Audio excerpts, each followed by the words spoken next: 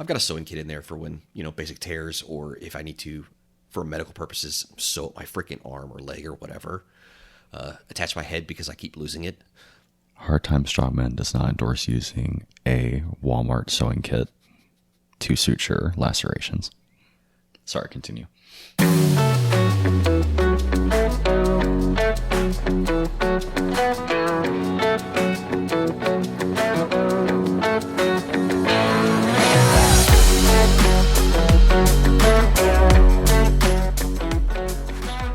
Hey guys, this is Hard Time Strongman. Today we're going to be going through considerations, just what we carry, our base loadout, what we'll carry regardless of the mission.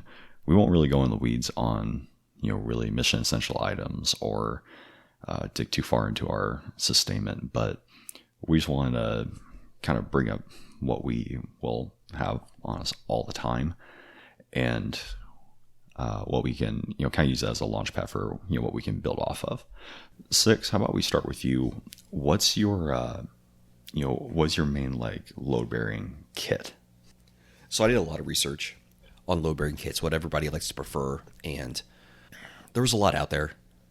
I was torn between about 3 or 4 of them, but I eventually settled on the Mayflower Gen 4. It's honestly fantastic, and I'm not saying it to be a fanboy of Grand Thumb, but his opinion did weigh on me when I was deciding, and just the idea that everything's fixed to the actual rig itself and you don't have to really move anything around. There's no risk of a pouch tearing off of it.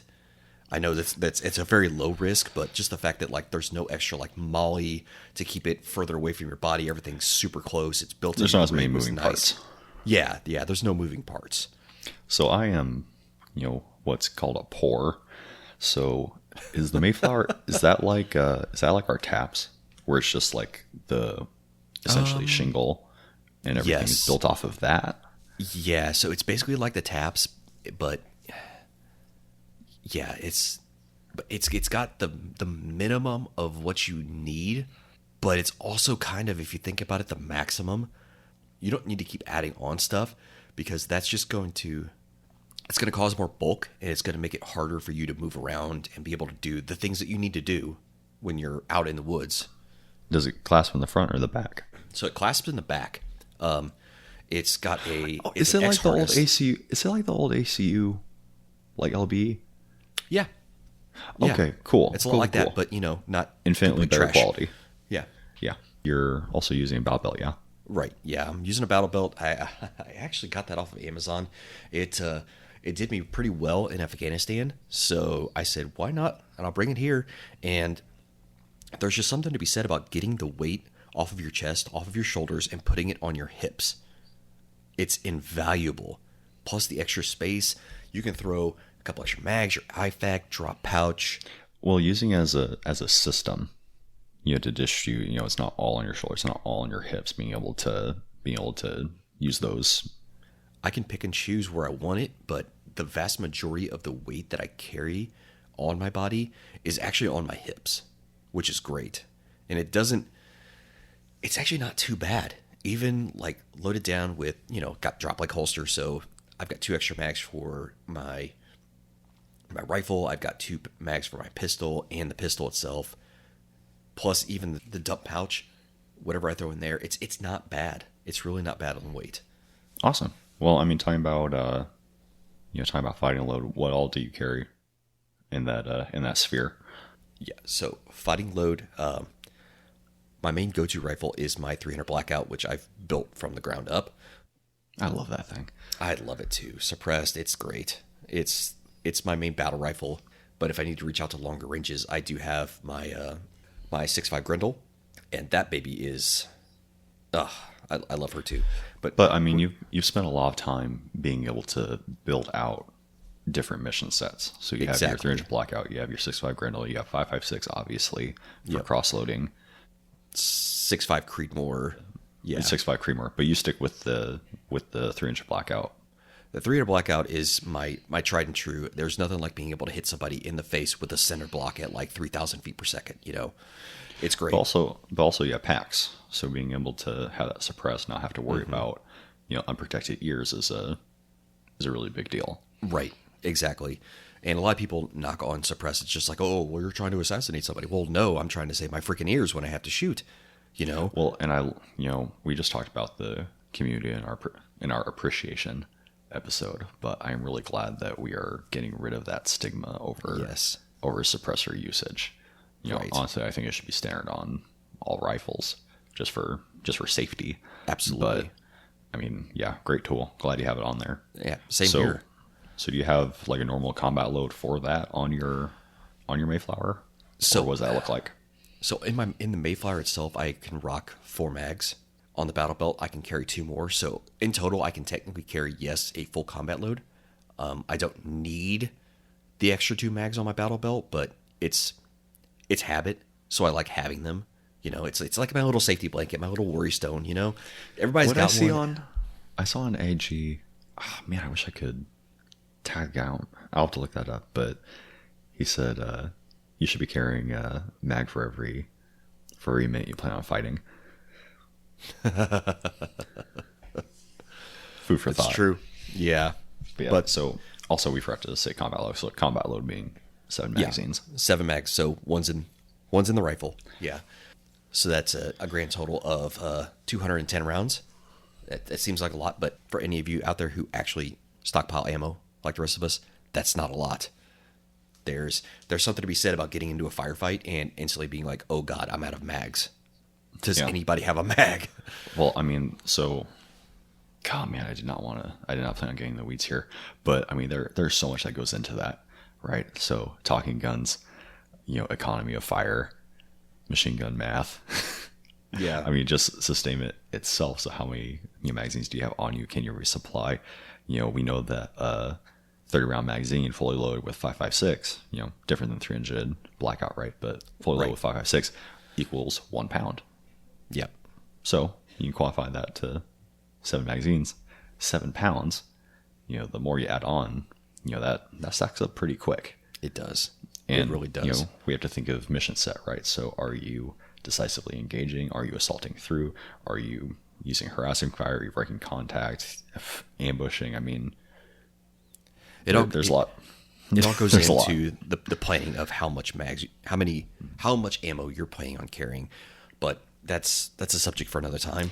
Yeah, sorry, I didn't mean to get in the weeds on that. You're one. good. You said that, I'm like, man. Yeah, best to clarify. But yeah. So that's your fighting load. So not totally. Under my fighting load, I do carry a Glock 19, Gen 5, threaded barrel. I don't have a suppressor for it yet, but that the U.S. government knows about. And two additional mags for that on my my battle belt. And also, I do have a fixed blade combat knife for, if I really, really, really don't want to be in this situation and I really need to prove to somebody that I don't want to be in this situation. Stabby. Yeah, a little stabby, knifey. Yeah. Mom said strangers aren't supposed to get that close. Yeah, and if they do get that close, it's going to be a bad freaking time for them. All right, so that's combat load. What do you have for medical?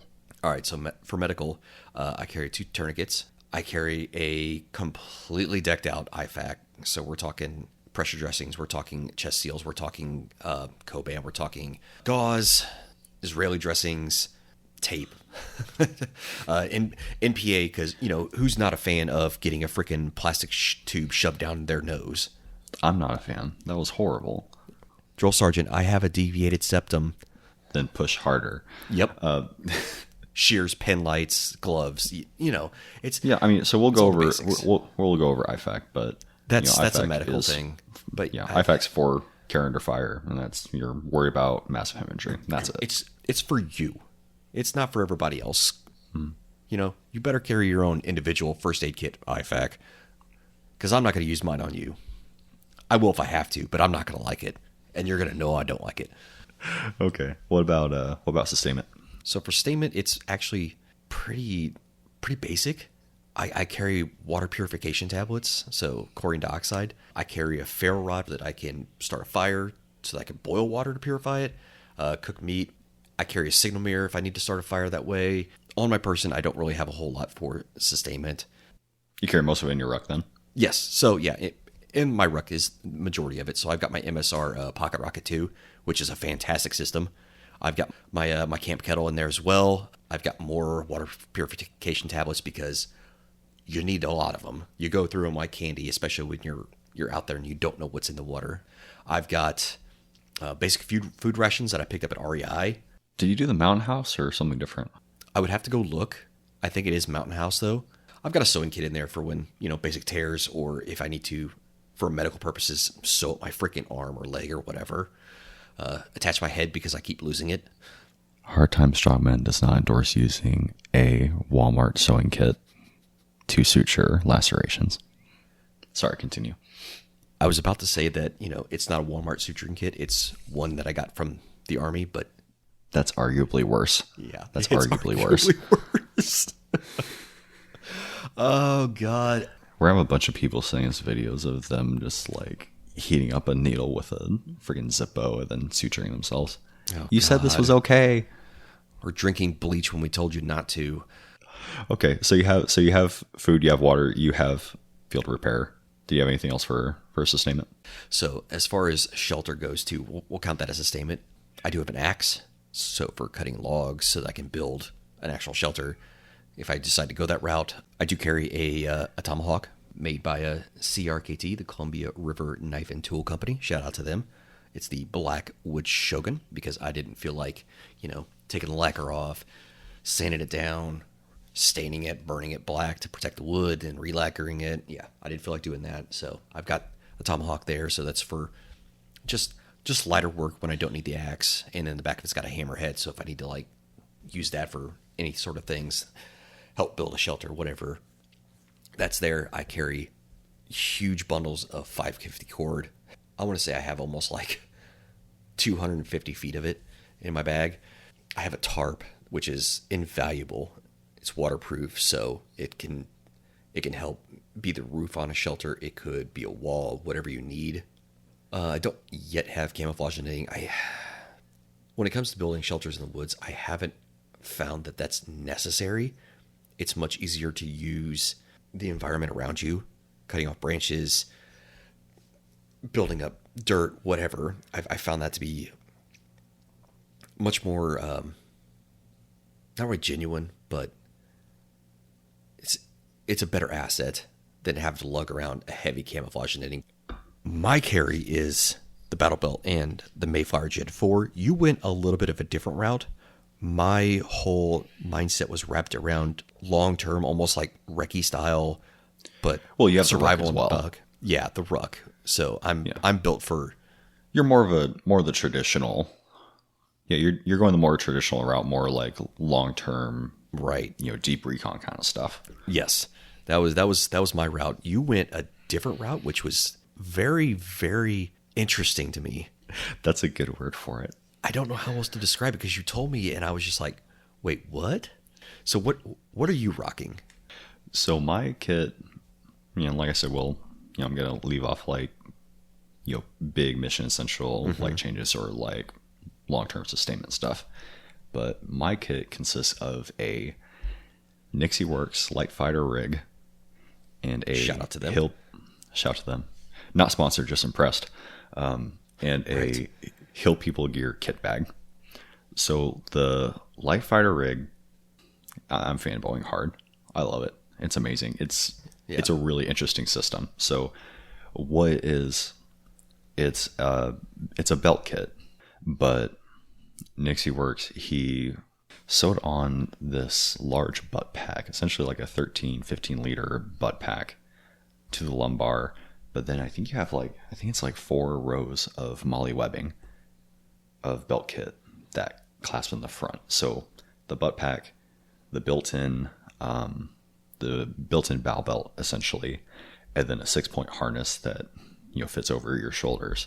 So I can still transfer weight between my shoulders or between my hips, if I'm going out on a long ruck, right? Or if I have additional stuff that I need to carry. It also allows you the ability to modify. Yeah, I mean, it's honestly changed my outlook on kit, period. So I was, I've always been the more traditional route of, you have your ruck, you do your thing, you come back. But with the light fire rig, it allows me to be able to go through a movement But then if I make contact, or if I have to go in somewhere, I don't have to drop my ruck. I can just keep everything with me. Yeah, it's on you. Yeah, so with that system, with the live fire rig and the kit bag, I have my fighting load, I have my medical, and I have my sustainment all together, in honestly a really effective way. I haven't even, loaded down the entire system to capacity yet, and I have everything that I need. So far I'm really impressed. So I guess I'll start with the Hill People gear kit bag. But what I have in that, I'm using that as like a big admin pouch, and what I'll use for land nav. This system, it's 3-pocketed. So you have the pocket that's closest to your body. That's why I'm actually carrying my Glock in. So I have a full-size Glock 17 with a Surefire X300 and a spare magazine, all pressed up to my chest. I can rip the entire pouch away, essentially, open that entire thing, and I have my my fighting pistol right there on me all the time. So my main idea behind the kit bag is that's something that doesn't leave my body when I'm in the field, unless if I'm like, I know I'm going to be in the same position for a long, long time, like I'm cooking or what have you, or if I'm sleeping, in which case I can use it as a pillow. But if I go out hiking, if I go hunting, rucking, if I go out patrolling, whatever, that's always on me. But I have my pistol, spare magazine. In the main compartment, I hold all my admin stuff. So I have a notebook, I have my compass, I have my different map markers, pencils, pens. It's also where I keep my little pocket bellows that I made for fires. I also have I love it, man. I've got a little ferro rod tucked behind. It's really cool because it's got laser cut like pals backing. Yeah. So that whole like kind of hidden pocket, I've stuffed a bunch of stuff in there. So I've stuffed the entire ferro rod in there with a pull tab. So when whenever I keep maps or anything in there, it's not getting in the way or it has the potential to fall out the bottom, but I can pull it out and have my ferro rod. Same thing with the pens. I think it's a really cool solution. I have my notebook, which I've modded with some loom tape in the back, I think 4 pages. So if I have to make any notes at night, that's available. I've got my Bible in there, waterproofed it with I think it's still in an MRE bag. MRE's Those are so great. Bag. It's so simple, but it's so great. I don't know why I've had it for years, but I've had it for years. There you go. And then in the front compartment, I have just a little like camo paint, face compact. I have my little fire kit out of my Altoids tin that we talked about in our first Fieldcraft episode. I have a multi-tool, and I also keep my little core back sleeve in there just for safekeeping. And that holds information on, I can have a little tactical map of wherever we're at. I can have, reference card for different languages. I can have a range card. Just a really, diverse system, depending on how you use it. So whenever I put on my kit, that goes on first. And then on the light fire rig, on my non-dominant side, my left side, I hate to say it, I carry 4 magazines in a canteen pouch. That's an interesting way to do it. It sounds stupid until you try it. It keeps everything together. It has the pouch lid that keeps any debris out. It works surprisingly well. I'm really excited to try it out on our trip, but it's a good half, 3/4 of my fighting load all in the one pouch. And so that's closest to my midline. Following that, I have a 2-mag pouch with my radio in it. I use a Baofeng UV5R paired with a cattail antenna, the rope antenna. I thread that through my kit. And then after that, I have another 2-mag pouch that carries the head to my CRKT Woods Shogun Tomahawk. Yeah, and you didn't go with the Blackwood Shogun. You went with the regular one. And decided I made it black. Yes, and you made it black. And also, painted your head of it, right? Yeah, I mean, so I can go to this into more detail, the hows and whys in our like our field maintenance and field prep episode. But yeah, so when I bought it, it had I think it's like lacquer. Yeah, I some think kind of it's called lacquer. sealant. Yeah, just the sealant. It's slick. It'll give you blisters. It's super reflective. I hate it. So anytime that I buy a tool that has that on there, I strip it off. So I just take a razor, strip it all off, sand it off. Then I scorched it. Scorching it's a old method, but it seals the wood, so it protects it from insects. It's water repellent, protects it from heat. And like I said, it seals the pore, seals the fibers. So cool little maintenance hack that I do. And then I just sealed it with some boiled linseed oil. And the handle itself, that is stored in the canteen pouch of the light fire rig on that non-dominant side. You said the handle? Yeah, just the handle to the Wow. Yeah, so I break down my Tomahawk when I'm not using it. So I keep the handle strapped in on the left side of my light fire rig, and then the head itself I store in a 2-mag pouch, so it's protected. Nice. Also, because everything is straight up and down, it saves space. Everything's a lot more streamlined. So I love Tomahawks for that. I love that you can break them down. I love that if I somehow break my handle, I can go out and I can make another one. They're just really cool tools. Yeah, and space is very much something that you need to save, because if you've ever been deployed, you know that like once you throw on your kit, you feel like you're just walking around like you've got huge lats. It's so bad with all the equipment that you have to carry on you. And that's part of the reason why I went with the light fighter rig. We talked about when we were deployed. I hate wearing plates. I'd much rather have more maneuverability than plates. Unless if my mission is, hey, go clear that building. Yeah, go get shot at. Unless that's my main mission, I don't want to be wearing plates. It's Absolutely. That's just a choice of mine. But Same. So the light fire rig, as the name implies, the mindset you have to have going into it, you're not going to bear this down with 60 pounds of gear. That's not what it's for. So all of the things I have in my kit, I try to have secondary and tertiary purposes for it. And I try to save space and weight where I can. Makes me more maneuverable, and I can supplement with an assault pack if I need to. Mm-hmm. But we can get into that later. Right. And then on the dominant side, on my right side, more magazines in a 2-mag pouch in front. Another 2-mag pouch holds my IFAK. I've just retrofitted 2 hemostatic dressings and an ace bandage, because all I'm really worried about with the IFAK is bleeding. Yeah. Everything else I have in a supplemental boo-boo kit / like breakout bag for medical. Nice.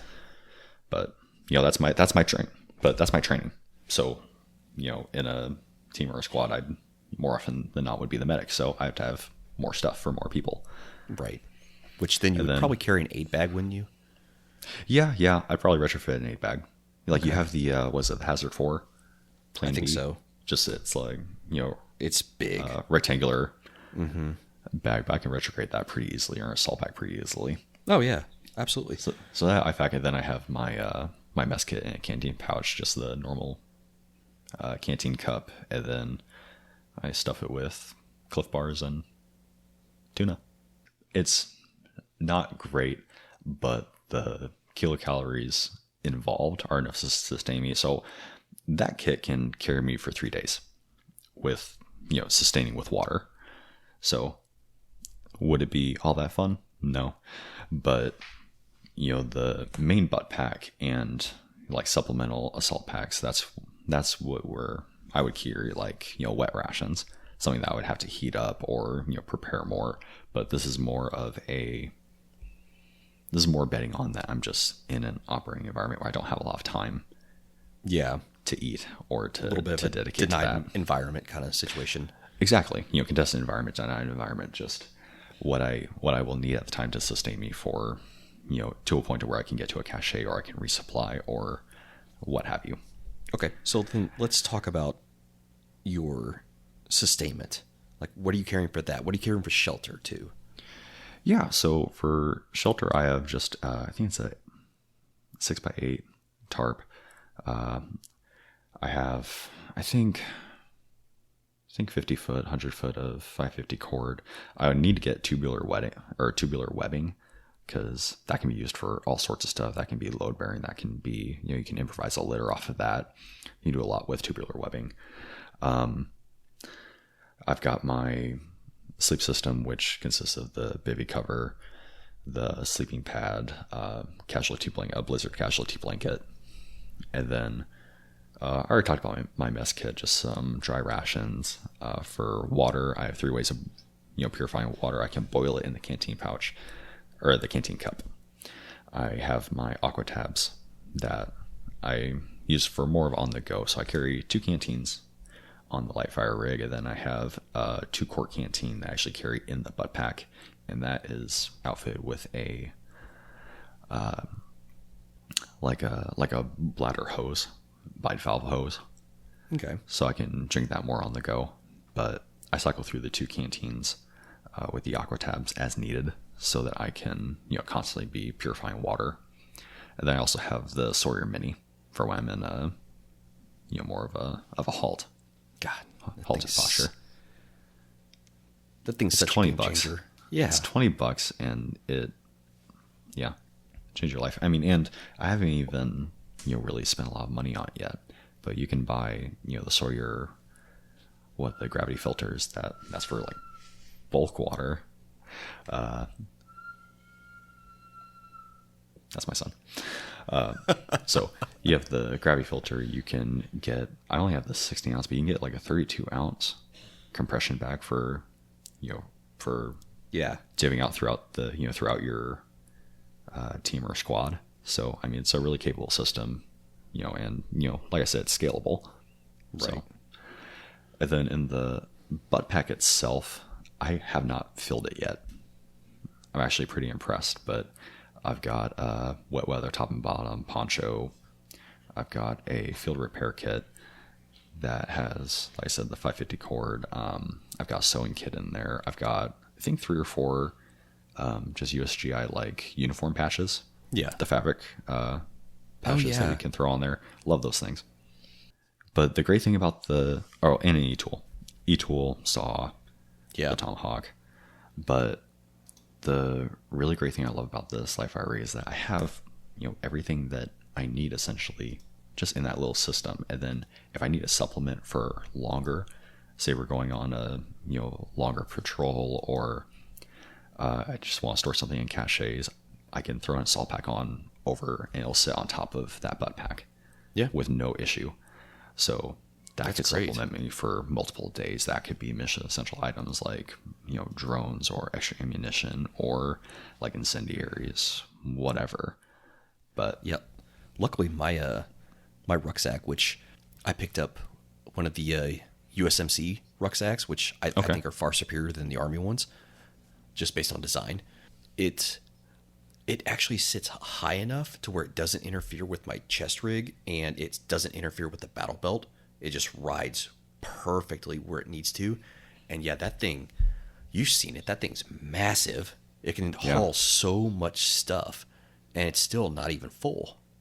Yeah. So, I mean, I throw my drone in there, and these packs, depending on what our purpose is, can carry exactly what we need to sustain ourselves for as short or as long a term as we need. Mm-hmm. And then it's scalable. Right. Everything's scalable. And that's the whole point. So this is, what our base loadout, what we'll carry regardless. But if we have a specific mission set, then, we can add to our kit to fulfill that. As you can hear in the background, I have other heartbeats that I'm in charge of. So I'll need to be able to carry for them because they can't. So, having my base loadout and then being able to, upscale that if I have to move my family, that's huge. Or, like you said, mission essential items. So if I need to throw in a drone or a more capable radio or, say incendiaries or destructive devices, I can, throw that on in an assault pack and I'm good to go. And good to go. Yep. So it's just whatever you decide for your kit, and we want to use this episode as an example, but whatever your mission set is, you need to build your kit out to that. Yeah. You can't just copy someone and think that you're good to go. Yeah, no. It's purpose built. Yeah, it's purpose built. I mean, I don't own night vision devices. I need to. Yeah. That's on the list. But, you need to be able to fit what you need. And my kit, what I'm using it for now, I'm using it for 1 to 3 day patrols, whether that be a presence patrol, so that, people know, oh, hey, this would be, probably a bad idea if I wanted to, mess with this. If that's, going out for resupply, if that's for, reconnaissance, whatever, harassing fire, whatever, ambush, whatever my mission set is, this will carry me out for 1 to 3 days. And then I have to incorporate that into my plan, whenever I'm going out on that mission. Hey, I need to have resupplies for water. I need to have resupplies for ammunition. If I, get decisively engaged, I need to, and on and on and on. Yep. But this is the base loadout that we just have on us all the time, what we've learned through experience and through just our own research to help us fulfill our mission. That's all Absolutely. it is. Yeah. Yeah, and of course I can scale mine down. I can always scale it up, but I can also scale it down. Like if I don't need my entire ruck, I can throw on my my mystery wrench bag and just start stuffing what I need into that, and that thing holds so freaking much. It's basically another ruck. But I can cinch it down to the point of where I can carry a radio and a change of clothes and some batteries if I need to, Yeah. And a lot of it also is, you have to think if we're, planning on operating in a contested environment, right? So you have to think of the civilian consideration.